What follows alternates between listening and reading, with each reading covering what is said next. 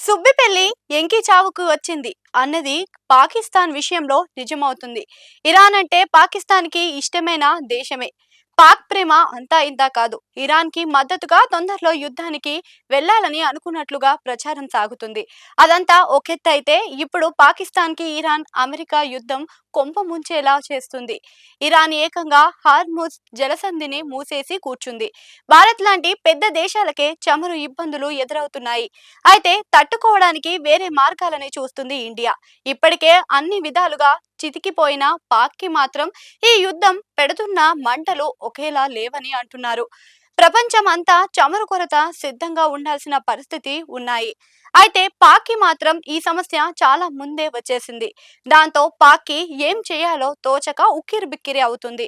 దాంతో పెద్ద ఎత్తున కోతలు పెడుతుంది. ఇంధన కొరత నివారించేందుకు పాక్ చాలా కఠిన నిర్ణయాలు తీసుకోవాల్సి వస్తుంది. దాంతో పాక్ ప్రజలకు ఉన్న కష్టాలకు తోడు ఈ కొత్త కష్టాలు దాపరించాయని అంటున్నారు. పాక్‌లోని స్కూళ్లకు ఏకంగా 15 రోజుల పాటు అక్కడి ప్రభుత్వం సెలవులు ఇచ్చేసింది. ఉన్నత విద్యా సంస్థలు అయితే ఆన్‌లైన్ క్లాసులను ప్రారంభించుకోవాలని సూచించింది. ఇక ఆఫీసులకు కూడా వారానికి 4 రోజులు మాత్రమే నడపాలి అని ఆదేశించింది. అంటే 6 రోజులు వర్క్‌కి 2 రోజులు కోత అన్నమాట. ఇక మంత్రులు, ఎంపీల జీతాలలో భారీ కోత పెట్టేసింది. ప్రభుత్వ వాహనాలలో ఇంధన వాటాను 50% విధించింది. అలాగే 60% వాహనాలను అసలు నడపవద్దు అని ఆదేశించింది.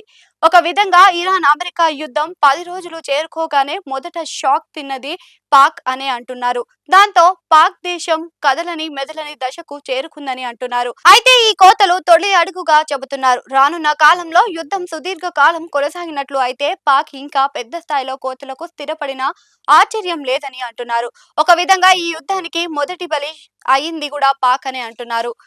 ఆర్థికంగా పూర్తిగా చితికిపోయిన స్థితిలో ఉంటూ అప్పులతో సర్కార్‌ని నడిపిస్తున్న పాక్‌కి ఈ భారీ ఇంధన సంక్షోభం తట్టుకోవడం పెను సవాలుగా చెబుతున్నారు.